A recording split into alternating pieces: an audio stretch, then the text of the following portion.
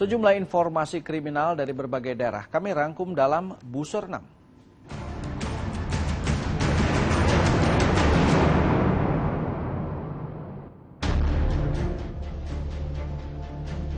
Mayat pria tanpa kepala ditemukan terdampar di pinggir pantai Penobaan, Tanjung Tua, Bakaweni, Lampung Selatan, Lampung, Rabu pagi. Selain tanpa kepala, mayat dengan ciri-ciri menggunakan kaos putih dan celana biru itu, kondisi tubuhnya juga sudah rusak. Mayat pertama kali ditemukan seorang nelayan yang kemudian dilaporkan ke pamong desa. Diduga mayat pria itu bukan warga sekitar karena tidak ada warga yang mengenali identitasnya. Oleh polisi, mayat dievakuasi ke Rumah Sakit Umum Daerah Bob Bazar, Kalianda, Lampung Selatan. Polisi mengimbau warga yang kehilangan anggota keluarganya segera melapor ke Polres Lampung Selatan atau datang langsung ke Rumah Sakit Umum Daerah Bob Bazar, Kalianda. Sesosok mayat bayi ditemukan dalam kardus bersama tumpukan sampah yang terbawa arus di aliran Kali Mukerfat, Jalan Dan Mogot, Kalideres, Jakarta Barat, Rabu siang. Aparat Polres Metro Jakarta Barat yang tiba di lokasi langsung melakukan proses identifikasi untuk kepentingan penyelidikan.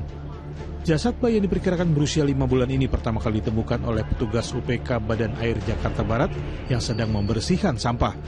Setelah proses identifikasi, mayat bayi yang diduga hasil hubungan gelap ini dibawa ke RSCM untuk diotopsi.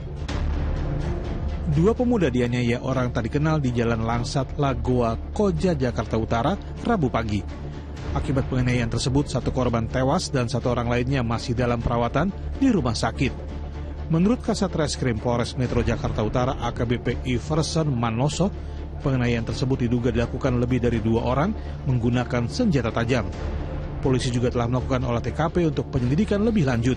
Hingga kini pelaku masih dalam pengejaran polisi. Ketagihan judi online slot, seorang pegawai toko nekat curi uang di tempatnya bekerja senilai 25 juta rupiah di sebuah mal perbelanjaan di Jalan Gembong, Surabaya, Jawa Timur. Pelaku yang bertugas menutup toko sengaja tidak mengunci tokonya dengan benar. Setelah semua pegawai pulang, pelaku kembali ke toko dan mengambil uang dari laci. Aksinya sempat terekam kamera CCTV pusat perbelanjaan. Akibat perbuatannya, pelaku akan dijerat pasal 363 KUHP tentang pencurian dengan pemberatan dan pasal 303 KUHP tentang perjudian dengan ancaman hukuman 5 tahun penjara. Seorang pegawai toko roti diduga menjadi korban hipnotis. Dari rekaman CCTV, pelaku datang menggunakan sepeda motor ke toko roti di Jalan Tarunajaya, Cibubur, Ciracas, Jakarta Timur. Saat di depan pegawai toko, pelaku mengajak ngobrol pegawai toko dan mengaku kenal dengan pemilik toko. Pelaku juga berpura-pura memesan roti dan menanyakan keberadaan bos korban. Saat tengah mengobrol sambil menyiapkan roti, korban tiba-tiba tidak sadar dan pelaku langsung meminta korban menyerahkan uang tunai yang ada di dalam laci kasir. Tanpa sadar, korban pun menyerahkan uang tunai senilai Rp300.000. Usai mendapat uang, pelaku langsung kabur. Penjaga toko roti baru tersadar setelah beberapa menit pelaku meninggalkan lokasi. Kasus ini telah dilaporkan ke polisi. Mencegah terjadinya kebocoran pada ban kendaraan yang ditumpangi para delegasi KTT ASEAN, polisi bersama tim sapu bersih Rabu sore menggelar operasi Ranjau Paku di sepanjang Jalan Protokol Sudirman Tamrin, Jakarta Pusat.